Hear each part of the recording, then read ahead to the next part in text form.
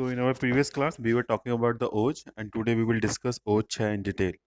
So basically, the OJ is an important question that come in exam for 10 marks. It can come for 20 marks also. So there are the various subheading in the OJ. The first subheading is the OJ के कारण या aetiological factors for OJ. You can say OJ के निदान या ऐसी चीजें जिनकी वजह से आपकी बॉडी में OJ हो जाता है. तो इसके रेफरेंस में आचार्य चरक का श्लोक, आचार्य सुश्रुत का श्लोक है. तो आचार्य चरक का श्लोक है, वो श्लोक क्या कहता है? वात श्लेषम क्षय पित्तम देह योज स्रंस्यच्चरेत ग्लानिम इंद्रिय दौर्बल्यम तृष्णा मूर्छा क्रिया क्षय. इट मीन्स जब आपकी बॉडी में वात का क्षय, श्लेष्मा का क्षय और पित्त की वर्धन या पित्त की वृद्धि होती है, तब देहम ओज स्रंस्यच्चरेत, देह का जो ओज है वो आपकी बॉडी से बाहर बह के निकल जाता है. ग्लानिम इंद्रिय दौर्बल्यम तृष्णा मूर्छा क्रियाक्षयम. और उस अवस्था में क्या सिम्टम्स मिलेंगे? ग्लानि मिलेगी, मतलब बिना किसी काम के थकान. इंद्रिय दौर्बल्यम, आपके जो सेंस ऑर्गन है वो प्रॉपरली काम नहीं कर पाएंगे, the weakness in the sense organ. तृष्णा थर्स्ट. मूर्छा अनकॉन्शियसनेस. क्रियाक्षयम, आपके जो नॉर्मल लोकोमोटर फंक्शंस हैं वो प्रॉपरली नहीं हो पाएंगे.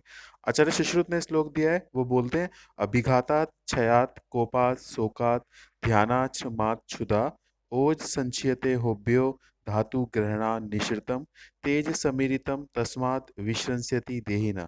इट मीन्स अभिघातात, आपका एक्सीडेंट हो जाए, इंजरी लग जाए अभिघात की अवस्था में. क्षयात, क्षयात मीन्स धातु क्षय, आपकी बॉडी में धातुओं का क्षय हो रहा हो. कोपात, कोपात मतलब एंगरनेस, गुस्सा करने से. शोकात, शोकात मतलब शोक या ग्रीव करने से. ध्यान, ध्यान मतलब चिंता. ध्यानाश्रमात क्षुधा, और अ, ध्यानाच बहुत ज़्यादा चिंता करने से. और क्षुधा, भूख लग रही है, खाना नहीं मिल रहा है. ओज संचयते होभ्यो, आपकी बॉडी से ओज का क्षय हो जाएगा. धातु ग्रहण निश्रितम, जो धातु व स्रोतस है, उन स्रोतस के माध्यम से ही आपकी बॉडी से ओज का क्षय हो जाएगा. तेज समीरितम तस्मात् विश्रंस्यति देहिना. तेज, तेज मतलब पित्त. तो पित्त क्या करता है? समीरितम, समीरण इज द पर्याय फॉर वात. तेज समीरितम, तो पित्त क्या करता है? वात को, बढ़ा हुआ पित्त वात के द्वारा विश्रंस्यति देहिना, ओज को अपने स्थान से, ओज का स्थान क्या है? हृदय. तो बढ़ा हुआ पित्त वात के द्वारा ओज को अपने स्थान से अर्थात हृदय से अपनी जगह से दूसरी जगह ले जाता है. आचार्य बागभट्ट का श्लोक है, ओज क्षीयते कोप क्षुध ध्यान शोक श्रमादि भी. तो ओज क्षीयते, ओज का क्षय हो जाएगा. कब हो जाएगा? कोप, कोप मतलब गुस्सा करने से. क्षुध, क्षुध मतलब भूख लगने से, जब भूख लग रही है, खाना नहीं मिल रहा है. ध्यान, ध्यान मतलब चिंता करने से. शोक, शोक मतलब ग्रीफ. एंड श्रमादि भी, बहुत ज्यादा परिश्रम करने से. तो ये बहुत सारे कारण हैं, एटियोलॉजिकल फैक्टर्स हैं, जिनकी वजह से आपकी बॉडी में ओज का क्षय हो जाता है. तो अगर हम इन सारे फैक्टर्स को ब्रीफ में पढ़ें कि मतलब श्लोक नहीं याद कर सकते, तो उसके लिए भी अलग से मतलब बुक में दिया हुआ है कि आपने फैक्टर्स को समराइज किया हुआ है. तो अगर आप श्लोक नहीं याद कर सकते, तो बहुत सारे फैक्टर्स हैं, जैसे वात क्षय, श्लेष्म क्षय, पित्त प्रकोप, अभिघात, धातु क्षय, कोप, शोक, ध्यान, श्रमात, क्षुधा, सुख अति विसर्ग, शोणित अति विसर्ग, मलानाम चाति वर्तनम, व्यायाम, रूक्षसनम, अल्पसनम, पिरमितासनम, प्रजागरणम, कफ अतिवर्तनम, भूत उपघात, काल, रूक्षपान, वात आत्को. तो ये जो फैक्टर्स है, इन सबका मीनिंग मैं बता चुका हूँ. वात क्षय मतलब आपकी बॉडी से वात का क्षय हो जाएगा. श्लेष्म क्षय, आपकी बॉडी से कफ का क्षय हो जाएगा. पित्त प्रकोप, आपकी बॉडी में पित्त बढ़ जाएगा. अभिघात, इंजरी की अवस्था में. धातु क्षय, आपकी बॉडी से धातुओं का क्षय हो रहा है. कोप, कोप मतलब गुस्सा करने से. शोक, शोक मतलब ग्रीफ, दुख में रहने से. ध्यान, ध्यान का मतलब चिंता करने से. श्रम, श्रम का मतलब आपकी बॉडी में जितनी पावर है उससे ज्यादा एक्सरसाइज करने से. क्षुधा, क्षुधा का मतलब अनशन, मतलब भूख लग रही है, आपको खाना नहीं मिल रहा है. इसके अलावा शुक्र अति विसर्ग, आपकी बॉडी से शुक्र का ज्यादा इजैकुलेशन हो रहा है. शोणित अति विसर्ग, आपकी बॉडी से ब्लड ज्यादा निकल रहा है, हेमरेज हो रही है. मलानाम च अतिवर्तनम, आपकी बॉडी में मल ज्यादा बन रहे हैं, ज्यादा व्यायाम करने से, रुक्ष खाना खाने से, कम खाना खाने से. और अनटाइमली, पिरमितासनम, पिरमितासनम मतलब अनटाइमली खाना खाने से. फिर जागरण मतलब रात को जगने से, दिन में भी नहीं सो रहे हैं और रात को जग रहे हैं. कफ अतिवर्तनम, आपकी बॉडी से कफ ज्यादा निकल रहा है.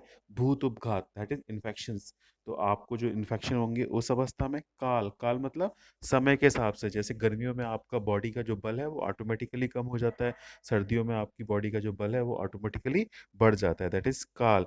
रूक्षपान, रूक्षपान मतलब ऐसे लिक्विड्स का सेवन, ऐसी ड्रिंक का सेवन जो रुक्ष होती है, जैसे मदिरा सेवन, प्लस वात आत्पो, वात आत्पो मतलब एक्सेसिव एक्सपोजर टू सनलाइट। तो दीज आर द फैक्टर्स जिनकी वजह से आपकी बॉडी में ओज का क्षय हो जाएगा। Now let's we will see कि ओज क्षय होगा तो क्या सिम्टम्स मिलेंगे।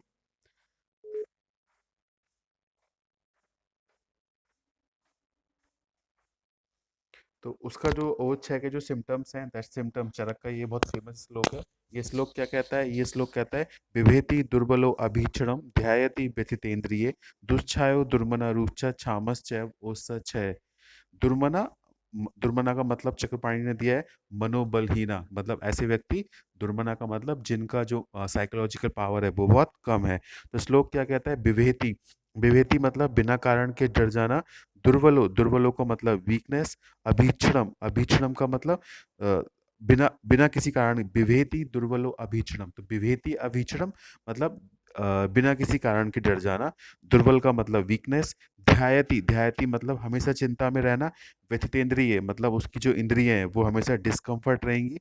दुष्छायो, बॉडी का जो कॉम्प्लेक्शंस है, बॉडी का जो लुक है वो एकदम गंदा सा हो जाएगा। दुर्मना, दुर्मना मतलब उनकी जो साइकोलॉजिकल पावर है, मतलब किसी का मन स्ट्रांग होता है, किसी का मन वीक होता है, तो उसकी जो साइकोलॉजिकल पावर है वो बहुत वीक हो जाएगी। रूक्ष, रूक्ष का मतलब ड्राइनेस। छामस चैव ओसा क्षय। और ये जो सिम्टम्स हैं, ये सिम्टम्स कब मिलेंगे? ओज छह की अवस्था में। तो आचार्य चरक ने ओज छह के जो सिम्टम्स दिए हैं उन सिम्टम्स को कैटेगराइज करते हुए लिखा है, विभेति दुर्बलो अभीक्षम। विभेति, विभेति मतलब आप बिना किसी कारण के डरेंगे, आपकी बॉडी में वीकनेस आएगी, आपकी जो सेंस ऑर्गन है वो सही से काम नहीं करेंगी। और ध्यायति, आप चिंता में रहेंगे, आपका जो लुक है, कॉम्प्लेक्शन है वो भी डल हो जाएगा, आपका जो मन है, आपकी जो साइकोलॉजिकल पावर है वो भी कम हो जाएगी। रूक्ष, आपकी बॉडी ड्राई हो जाएगी। ये जितने भी सिम्टम्स हैं, ये सिम्टम्स कहाँ मिलते हैं? ये सिम्टम्स ओज छह की अवस्था में मिलते हैं। तो आचार्य चरक ने ओज छह के सिम्टम्स दिए हैं, लेकिन आचार्य सुश्रुत ने ओज छह की तीन अवस्थाएं दी हैं। तो दिस इज द पॉइंट कि जब ओज छह आएगा तो आपको दोनों मेंशन करना है। आचार्य चरक के हिसाब से ओज छह के लक्षण निम्नवत हैं, और आचार्य सुश्रुत के हिसाब से ओज छह की निम्नलिखित तीन अवस्थाएं हैं। तो आचार्य सुश्रुत ने कौन कौन सी अवस्थाएं दी है? दैट इज तस् विश्रंस व्यापत छह इति लिंगानी व्यापन्नस भवंती। मतलब जो तीन अवस्थाएं हैं, विश्रंस अवस्था, व्यापत अवस्था एंड छह अवस्था। तो ओज छह की अवस्था, दिस इज इम्पोर्टेंट, क्वेश्चन में कम, एग्जाम में शॉर्ट नोट्स में लिखा होगा सिर्फ विसरंस या सिर्फ व्यापत या ओज छह। जब 2 नंबर में ओज छह क्वेश्चन आएगा तो आपको जो ओज छह की तीसरी वाली अवस्था है इसको एक्सप्लेन करना है, ना कि पूरा ओज छह, ठीक है। तो आचार्य सुश्रुत के हिसाब से ओज छह की तीन अवस्थाएं हैं, विश्रंस अवस्था, व्यापत अवस्था और छह अवस्था। लेकिन आचार्य चरक के हिसाब से ओज छह की तीन अवस्थाएं नहीं है। उन्होंने क्या दिया है? उन्होंने सिम्टम्स दिए कौन कौन से? विभेति दुर्बलो अभीक्षणम ध्यायति व्यथितेन्द्रिये दुष्छायो दुर्मना रुच्च छामश्चैव वो सच है। तो आचार्य सुश्रुत ने जो अवस्थाएं दी हैं ओज छह की, वो तीन अवस्थाएं हैं, जैसे हम पहले पढ़ चुके हैं, विश्रंस अवस्था, व्यापत अवस्था और छह अवस्था। तो विश्रंस अवस्था, व्यापत अवस्था और छह अवस्था। विश्रंस अवस्था के जो सिम्टम्स हैं, दिस इज द श्लोक, दिस श्लोक इज इंपॉर्टेंट। हाँ, 2 नंबर का श्लोक है, ये श्लोक इंपॉर्टेंट है। श्लोक क्या कहता है? श्लोक कहता है, व्हाट द श्लोक सेज, श्लोक सेज, कहाँ गया ये, दिस वन, संधि विश्लेषी गात्राणाम, संधि विश्लेषी गात्राणाम सदनम दोष च्यवनम क्रिया असन्निरोधश्च विश्रंसे। तो इसका मतलब क्या है? इसका मतलब है कि संधि विश्लेषी गात्राणाम सदनम दोष च्यवनम क्रिया असन्निरोधश्च विश्रंसे। तो संधि विश्लेषी, विश्लेषी मतलब लूजनेस, आपका जो जॉइंट्स है उसमें लूजनेस आ जाएगी। गात्राणाम सदनम, आपकी जो बॉडी के ऑर्गन्स हैं, आपकी जो बॉडी के ऑर्गन्स हैं उनमें मैलेज होगा, मतलब ए सॉर्ट ऑफ डिस्कम्फर्ट या पेन होगा। दोष च्यवनम, च्यवनम का मतलब मैंने पहले भी बताया था, कहाँ आया था च्यवनम शब्द? च्यवनम शब्द आया था शुक्र धातु के कार्य में, है ना। तो च्यवनम का मतलब था एजैकुलेशन वहां पे। यहाँ पे च्यवनम का मतलब क्या है? The movement. दोष च्यवनम, दोष जो है अपने स्थान से दूसरी जगह पे मूव करने लगेंगे, दैट इज दोष च्यवनम।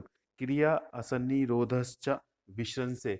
और जो नॉर्मल फंक्शंस है, जो जो बात आपकी बॉडी की जो motor sensory functions हैं, that is asanirodhasya. There will be a incoordinations in the motor and the sensory functions of the body. तो जो ओज 6 की अवस्थाएं हैं, ओज 6 की 3 अवस्थाएं हैं किसके हिसाब से, आचार्य सुश्रुत के हिसाब से, विश्रंस अवस्था, व्यापत अवस्था और छह अवस्था। तो जो विश्रंस अवस्था है उसका जो श्लोक है, उसका श्लोक क्या कहता है, संधि विश्लेषी गात्राणाम सदनम दोष च्यवनम क्रिया असन्निरोधश्च विश्रंसे। तो संधि विश्लेषी का मतलब क्या है, लूजनेस ऑफ द जॉइंट, गात्राणाम सदनम मतलब इस शॉर्ट ऑफ डिस्कम्फर्ट और the pain in the body, दोष च्यवनम का मतलब क्या है कि दोषों का अपने स्थान से डिस्प्लेसमेंट हो जाना, क्रिया असन्निरोधस का मतलब क्या है, a sort of incoordinations between the sensory and the motor functions of the body। तो ये जो श्लोक है, ये श्लोक आपको याद करना है, ठीक है। इसके अलावा नीचे वाला जो श्लोक है इसको याद करने की जरूरत नहीं है। व्यापत अवस्था में एक श्लोक है, व्हाट द श्लोक सेज, श्लोक सेज स्तब्ध गुरु गात्रता वात सोफो वर्ण भेदो ग्लानिस तंद्रा निद्रा च व्यापन्ने। तो पहली अवस्था तो हो गई विश्रंस अवस्था। विश्रंस अवस्था में कैसे याद रखना है, क्योंकि हम भूल जाते हैं एग्जाम में, क्या होता है कि जब विश्रंस अवस्था आएगी तो आपका दिमाग, आप सोच ही नहीं पाएंगे कि कौन सा श्लोक है। तो विश्रंस अवस्था में क्या याद रखना है, संधि। विश्रंस अवस्था में क्या याद रखना है, संधि। कौन सा टर्म याद रखना है, संधि। तो जब विश्रंस अवस्था आएगी तो संधि, looseness in the joint, that is संधि विश्लेषी गात्राणाम सदनम दोष च्यवनम क्रिया असन्निरोधश्च विश्रंसे। तो जब आप ऐसे याद रखेंगे कि विश्रंस अवस्था में आपको क्या याद रखना है, संधि। व्यापत अवस्था में क्या याद रखना है, स्तब्ध। स्तब्ध का मतलब क्या होता है, अकड़न या जकड़न, दैट इज स्टिफनेस। तो श्लोक क्या कहता है, स्तब्ध गुरु गात्रता वात सोफो वर्ण भेदो ग्लानिस तद्रा निद्रा च व्यापन्ने। तो स्तब्ध, स्तब्ध का मतलब क्या है, स्टिफनेस। स्तब्ध शब्द का मतलब क्या है, स्टिफनेस। तो स्टिफनेस, गुरु, गुरु मतलब हैवीनेस, कहाँ पे होने वाली है, गात्रता। गात्रता शब्द का मतलब क्या है, बॉडी के ऑर्गन्स। तो there will be the stiffness और heaviness in the body organ. वात सोफो, वात सोफो मतलब swelling because of the vata, that is swelling because of the vata. वर्ण भेदो ग्लानिस तंद्रा निद्रा च व्यापन्ने।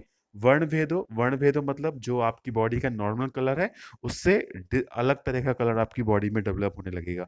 ग्लानी, ग्लानी का मतलब बिना काम करे थकान। तंद्रा, तंद्रा का मतलब बैठे बैठे ऊँघना। और निद्रा च व्यापन्ने। तो these are the symptoms of the व्यापत अवस्था। तो व्यापत अवस्था के जो लक्षण है, स्तब्ध, स्तब्ध का मतलब स्टिफनेस, अक्कड़न। गुरु, गुरु का मतलब हैवीनेस, किस में, गात्रता, गात्रता मतलब ऑर्गन में। तो heaviness, stiffness in the organ. बात सोफो, that is swelling because of the बात। वर्ण भेदो, abnormal कलर या colour other than that of the normal colour. ग्लानी, ग्लानी का मतलब बिना काम करे थकान। तंद्रा, तंद्रा का मतलब ड्राउजीनेस, बैठे बैठे ऊँघना। निद्रा, निद्रा का मतलब नींद बहुत आना। तो दीज आर द सिम्टम्स। ये जो सिम्टम्स है वो कौन सी अवस्था में मिलेंगे, वो ओज 6 की दूसरी अवस्था में मिलेंगे, दैट इज व्यापत अवस्था। ठीक है। तो हमने आचार्य सुश्रुत ने कौन कौन सी अवस्थाएं दी हैं, आचार्य सुश्रुत ने 3 अवस्थाएं दी हैं, विश्रंस अवस्था, व्यापत अवस्था एंड 6 अवस्था। तो विश्रंस अवस्था का कैसे याद रखना था, विश्रंस अवस्था का हमको याद रखना था, संधि विश्लेषी गात्राणाम सदनम दोष च्यवनम क्रिया असन्निरोधश्च विश्रंसे। ठीक है। व्यापत अवस्था का कैसे याद रखना था, अकड़न, अकड़न या जकड़न। तो पहली वाली जो अवस्था थी उसमें क्या याद रखना था, संधि। दूसरी वाली में क्या याद रखनी थी, अकड़न या जकड़न। तो अकड़न या जकड़न मतलब स्तब्धता। तो स्तब्ध गुरु गात्रता वात सोफो वर्ण भेदो ग्लानिस तंद्रा निद्रा च व्यापन्ने। जो तीसरी अवस्था है उसमें, उस अवस्था का नाम है छह अवस्था। क्या नाम है, छह अवस्था। वो अवस्था क्या कहती है, वो अवस्था कहती है, this is the point.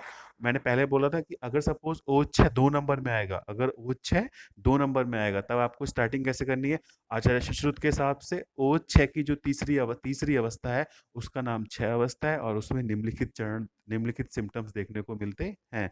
Symptoms क्या कहते हैं, मूर्छा मास क्षयो मोह प्रलापो मरणम इति चा क्षय। मूर्छा मास क्षयो मोह प्रलापो मरणम इति चा क्षय। तो मूर्छा, मूर्छा का मतलब अनकॉन्शियसनेस। मास क्षयो, मास क्षयो का मतलब मास क्षय का मतलब मसल्स वास्टिंग, आपकी बॉडी की जो मसल्स हैं वो सूख जाएंगी, दैट इज इमिशिएशन और मसल्स वास्टिंग। मोह, मोह का मतलब मोह का मतलब क्या होता है, चीजों से ज्यादा लगाव हो जाना, दैट इज मोह। प्रलापो, प्रलाप का मतलब क्या होता है, इरिलीवेंट टॉकिंग, आपको खुद नहीं पता आप क्या बात कर रहे हैं, वो सही है या गलत है। मरणम, मरणम का मतलब डेथ। तो जितने भी कोई सी भी डिसीज हो, मतलब सपोज आई मीन टू से आप चाहे कोविड-19 की वजह से मर रहे हो, या फिर आप एचआईवी की वजह से मर रहे हो, या आप ट्यूबरकुलोसिस की वजह से मर रहे हो, तो जो लास्ट स्टेज होती है किसी भी डिसीज की, किसी भी इन्फेक्शन की, चाहे आप एचआईवी की वजह से की डेथ हो रही है, तो जो लास्ट स्टेज है डेथ की, उसमें यही अवस्था है, 6 अवस्था। डेथ तभी होगी जब आपकी बॉडी से ओज जो है वो 8 ड्रॉप से कम हो जाएगा। तो जो तीसरी अवस्था है, तो तीसरी अवस्था वो डिसीज कोई सी भी हो, लेकिन जब डेथ होगी तो that is occur because of the 6 अवस्था ऑफ ओज। और उसी के सिम्टम्स हैं क्या? मूर्छा, मास, क्षयो, मोह, प्रलापो, मरणम इति क्षय। तो मूर्छा, मूर्छा का मतलब अनकॉन्शियसनेस। मास, क्षय का मतलब आपकी बॉडी से मास का कम होना, मास सूख जाना, दैट इज इमिशिएशन। मोह, मोह का मतलब चीजों से ज्यादा लगाव होना। प्रलाप, delirium, excessive talking, irrelevant talking. मरणम, मरणम का मतलब डेथ। तो ये जो तीसरी अवस्था है, इसमें मृत्यु कन्फर्म है, मृत्यु डैम श्योर है कि उस व्यक्ति को मृत्यु आनी ही आनी है। तो आचार्य चरक के जो सिम्टम्स हैं उनको हमने कैटेगराइज किया है कैसे? विभेति, दुर्बल, अभिश्रम, ध्यायति, व्यथितेंद्रिय, दुष्छायो, दुर्मना, रुक्षा एंड छामस्वर। छामस्वर मतलब फटी फटी वॉइस। छामस्वर का मतलब फटी हुई वॉइस, मतलब क्रैक्ड वॉइस। तो these are the symptoms by Acharya Charak. Acharya Sushrut के हिसाब से जो 3 अवस्थाएं हैं, विश्रंस अवस्था, व्यापक अवस्था और 6 अवस्था। तो विश्रंस अवस्था के जो सिम्टम्स थे, मैंने बोला था ना संधि याद रखना है। तो संधि विश्लेषी, that is looseness of the joint. विश्लेषी गात्राणाम, लूजनेस ऑफ द ऑर्गन। गात्राणाम सदनम, द पेन और discomfort in the body organs. दोष च्यवनम, डिस्प्लेसमेंट ऑफ द दोष। क्रिया असन्निरोधस्य, there will be a lack of incoordination between the sensory and the motor function of the body. श्रमा, श्रमा मतलब थकान, tiredness. Then ओज व्यापक अवस्था में क्या मिलेंगे? स्तब्ध गात्रता, मतलब stiffness in the body organ. गुरु गात्रता, that is heaviness in the body organ. वात सोफ मतलब swelling because of the vata. वर्ण भेद मतलब एबनॉर्मल कलर। ग्लानी, बिना काम करे थक जाना। तंद्रा, बैठे बैठे ऊँघना, ड्राउजीनेस। अति निद्रा, दैट इज एक्सेसिव स्लीप। और क्षय की अवस्था में क्या मिलेगा? मूर्छा, मास क्षयो, मोह, प्रलापो, मरणमिति चा क्षय। तो मूर्छा का मतलब अनकॉन्शियसनेस। मास क्षय का मतलब मसल स्वास्टिंग। मोह का मतलब चीजों से ज्यादा लगाव हो जाना। प्रलाप, डिलीरियम और एक्सेसिव इररिलेवेंट टॉकिंग। अज्ञान, अज्ञान का मतलब सही या गलत का पता नहीं रहना। एंड मरणम, मरणम का मतलब डेथ। तो these are the symptoms, these symptoms occurs due to ओ 6 की जो 3 अवस्थाएं आचार्य सुश्रुत के हिसाब से। 10 नंबर में क्वेश्चन आ जाएगा ओ 6 की अवस्थाएं। तो जब ओ 6 की अवस्थाएं आएगा, डायरेक्टली आपको स्टार्ट करना है कि आचार्य सुश्रुत ने ओ 6 की 3 अवस्थाएं दी है। विश्रंस अवस्था, व्यापक अवस्था, 6 अवस्था। 5 मार्क्स में क्वेश्चन आ सकता है विश्रंस अवस्था और व्यापक अवस्था। और 2 नंबर में क्वेश्चन आ जाएगा ओ 6, या सिर्फ 6 लिख के आ जाएगा। तो फिजियोलॉजी में 6 का मतलब ओ 6 से ही है, जो आचार्य सुश्रुत की तीसरी अवस्था है। तो गॉट इट कि किस तरह से क्वेश्चन आएगा, आपको उसको सॉल्व कैसे करना है। तो ये जो 3 अवस्थाएं थी, विश्रंस अवस्था, व्यापक अवस्था और 6 अवस्था। तो इन 3 अवस्थाओं के बाद जो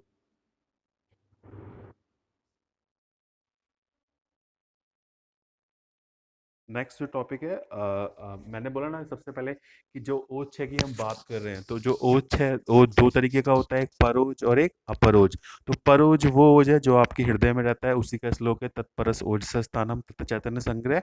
तो परोज वो ओज है जो आपके हृदय में रहता है। और परोज की जो अमाउंट है, जो मात्रा है, वो 8 ड्रॉप्स है। जब परोज आपकी बॉडी में कम हो जाता है तो डेथ जो है कंफर्म है, ठीक है।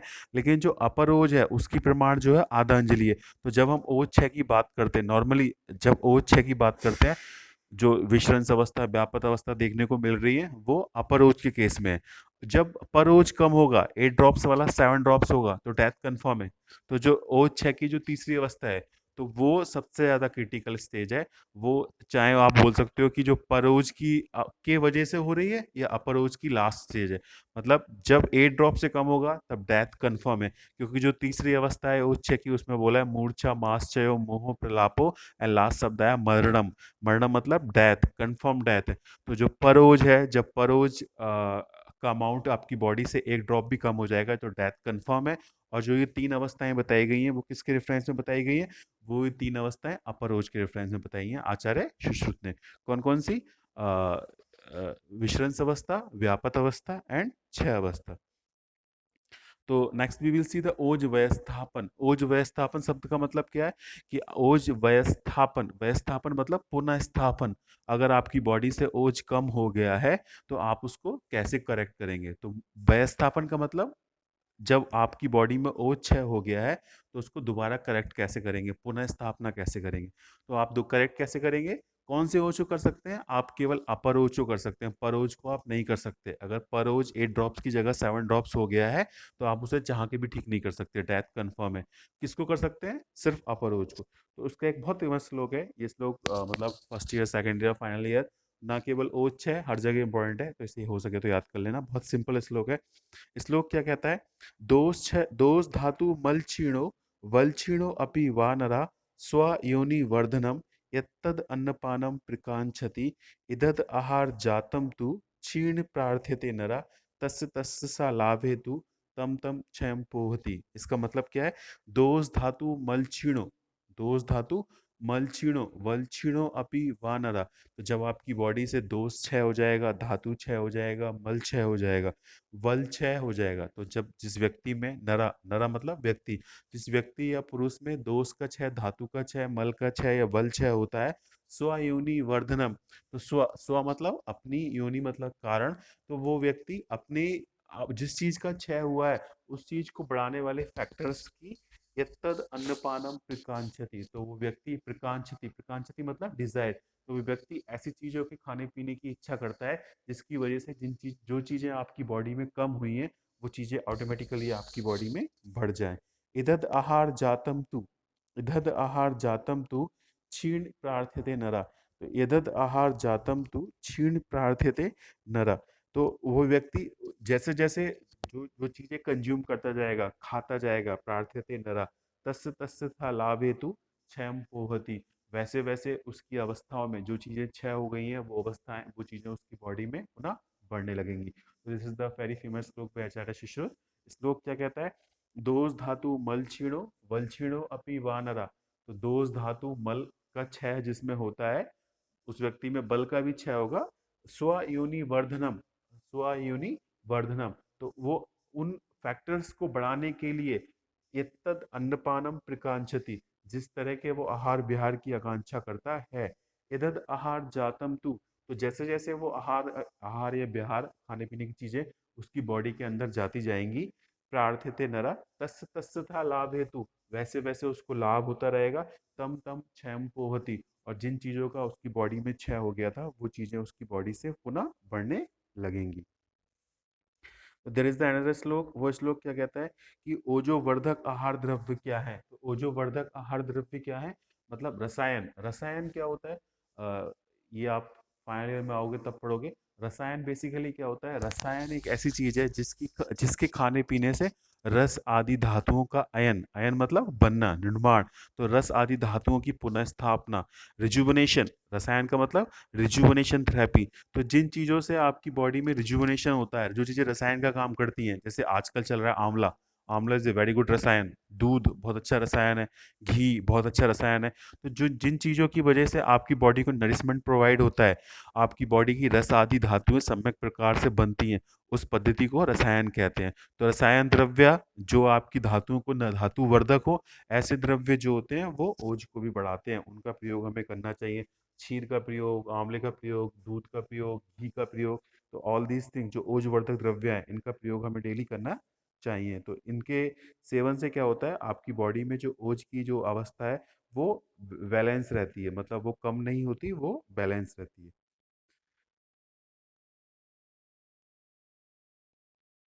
उसके बाद एक दूसरा श्लोक है ये अष्टांग का। ये श्लोक क्या कहता है, जीवनीय औसत क्षीर रसाधास्तत्र भैषजम ओजो बिभ्रद्धो देहस तुष्टि पुष्टि वलोदय। व्हाट डू यू मीन, इसका मतलब है, मतलब जब आप सेकंड, जैसे फार्मेकोलॉजी में ड्रग्स होती है ना, लाइक एनाल्जेसिक, एनाल्जेसिक हो गई, बहुत सारे की ड्रग्स हैं अलग अलग ग्रुप्स में। ऐसे ही आयुर्वेद के हिसाब से आचार्य चरक ने 50 तरह के गण बताए हैं। गण मतलब 10 द्रव्यों का एक समूह। तो उसमें एक जीवनीय गण है ना। तो जीवनीय मतलब ऐसी औषधियाँ जो वाइटलाइजर होती हैं, आपके जीवन के लिए बहुत ज़्यादा इंपॉर्टेंट है। उसमें मेदा, महामेदा, काकोली, क्षीर काकोली, इस तरह की औषधियाँ आती हैं। तो जीवनीय औषधम क्षीरम, तो जीवनीय औषधि मतलब एक मेडिसिन का 10 मेडिसिन का ग्रुप है। तो उन जैसे 10 मूल सुना है, 10 मूल में क्या है, 10 तरह की दवाइयों की मूल है। तो ऐसे ही जीवनीय मेडिसिन का एक ग्रुप है। तो उन जीवनीय मेडिसिन से सिद्ध घृत क्षीर, क्षीर मतलब दूध। तो जीवनीय औषधम क्षीरम रसादस्तत्र भैषजम। तो जीवनीय औषधियों से सिद्ध क्षीर मतलब आपको क्या करना है, आपको मिल्क बॉईल करना है, इंस्टेड ऑफ चीनी की चाय पत्ती की जगह वो औषधियाँ डालनी है। और जब वो सिद्ध हो जाएगा उसके बाद उसे छान के फिर पीना है। तो जीवनीय औषधम क्षीरम रसादस्तत्र भैषजम, या ऐसी औषधियों का रस पीना है। ओजो बिवृद्धो, ओज बढ़ेगा। देहस्थ तुष्टि पुष्टि बलोदय, और देहस की तुष्टि पुष्टि, nourishment plus satisfaction along with the origin of बल। तो तुष्टि पुष्टि बलोदय। तो जीवनीय ड्रग की जो औषधि है उनका आपको औषधि के रूप में सेवन करना है, रस के रूप में सेवन करना है। और उन उन औषधियों को आपको क्या करना है, उन औषधियों से सिद्ध आपको क्षीर पीना है। ओजो बिवृद्धो, ओज आपकी बॉडी में बढ़ जाता है, जिसकी वजह से आपकी बॉडी का नरिशमेंट होता है, आपकी बॉडी में सेटिस्फेक्शन आता है, plus there will be the increase of बल। तो ये जो इस चीज को आप ब्रीफ में कैसे समराइज करेंगे, लाइक मनो अनुकूल सुखद आहार विहार। तो आपको कितना भी अच्छा खाना मिल रहा हो, कितना भी अच्छा एनवायरनमेंट हो, लेकिन जब तक आपका मन खुश नहीं होगा तब तक जो है कुछ आपकी बॉडी पे काम नहीं करेगा। तो अगर आपका मन खुश है तो आप सूखी रोटी भी खा रहे हैं वो भी आपकी बॉडी को लगेगी। तो मनो अनुकूल सुखद आहार विहार, मधुर रसात्मक द्रव्य, शीत वीर्यात्मक द्रव्य, स्निग्ध एवं लघु गुणात्मक द्रव्य, हितकर आहार विहार, हृदय द्रव्य, स्रोतस प्रसादनीय द्रव्य, जीवनीय औसत से सिद्ध क्षीर, जीवनीय औसत से सिद्ध रस, और प्लस जीवनीय गण की औषधि। These are the few example जिनकी वजह से आप अपनी बॉडी में ओज का व्यवस्थापन कर सकते हैं। तो ओज व्यवस्थापन ये अलग से 5 नंबर में क्वेश्चन आ जाएगा। तो ओज व्यवस्थापन जब आएगा तो आपको कैसे लिखना है, व्यवस्थापन का मतलब है पुनः। तो जब आपकी बॉडी में ओज का क्षय हो जाता है तो उसी में ब्रैकेट में ओज क्षय का मतलब अपर ओज से लिया गया, परोज से नहीं, क्योंकि जब परोज का क्षय होगा तो डेथ कंफर्म है। तो जब आप आपकी बॉडी में अपर ओज का क्षय हो जाता है या वो विश्रण से व्यापक अवस्था में गुजर रहा होता है, तो उन अवस्थाओं में ओज की पुनः प्राप्ति के लिए जिन आहार विहार का प्रयोग किया जाता है उस पद्धति को ओज व्यवस्थापन कहते हैं। आचार्य सुश्रुत ने लिखा है, दोष धातु मलक्षीणो वलक्षीरो अपि वानरा स्वयोनि वर्धनम एतद अन्नपानम प्रकांक्षति। तो इसका मतलब है जिस व्यक्ति में दोष धातु मल क्षय होगा, बल का क्षय होगा, वो व्यक्ति जिस तरह के आहार विहार की आकांक्षा करता है उस आहार विहार के सेवन से उसकी बॉडी में जो चीजें क्षय हो गई थी वो पुनः बढ़ने लगती हैं और उस व्यक्ति को पुनः बल की प्राप्ति होने लगती है। इसके अलावा आचार्य बागभट्ट ने लिखा है, जीवनीय औसत क्षीर रसाधस्त भैंसजम ओजो बिवृद्धो देहस तुष्टि पुष्टि बलादय। तो जीवनी गण की मेडिसिन है, उन मेडिसिन का सेवन करना है, उन मेडिसिन से सिद्ध दूध का सेवन करना है, उन मेडिसिन से सिद्ध मांस रस का सेवन करना है, अलॉन्ग विथ जो आपके रसायन द्रव्यास हैं, लाइक दूध हो गया, घी हो गया। तो लाइक मधुर रसात्मक द्रव्य, शीत वीर्यात्मक द्रव्य, स्निग्ध गुणात्मक द्रव्य। इसके द मोस्ट इंपॉर्टेंट चीज मनो अनुकूल आहार विहार। तो ये जो फैक्टर्स है these are considered as the ओज व्यवस्थापन चिकित्सा। हो सकता है ओज 6 ना आए, 5 मार्क्स में आ जाए ओज व्यवस्थापन। यू शुड बी रेडी कि ओज व्यवस्थापन आएगा तब आपको क्या लिखना है। सिर्फ 6 लिख के आएगा तब आपको क्या लिखना है, विश्रंस अवस्था आ जाएगा तब क्या लिखना है, व्यापक अवस्था आ जाएगा तब क्या लिखना है, ओज 6 के कारण आ जाएगा तब क्या लिखना है। तो क्वेश्चन चांसेस हैं कि क्वेश्चन 20 मार्क्स में आ जाए। ओज 6 के निदान, लक्षण, अवस्थाएं का वर्णन करते हुए ओज व्यवस्थापन की विस्तृत व्याख्या कीजिए। 20 नंबर का क्वेश्चन आ सकता है। हो सकता है सिर्फ 10 नंबर में आ जाए ओज 6, सिर्फ इतना ही आपको पूरा एक्सप्लेन करना है विद अवस्थाएं। ओज 6 की अवस्थाएं आ जाए 5 मार्क्स में, 2 नंबर्स में आ जाए सिर्फ ओज 6। तो डिपेंडिंग ऑन क्वेश्चन कि क्वेश्चन किस तरह से आएगा, you should be ready for that.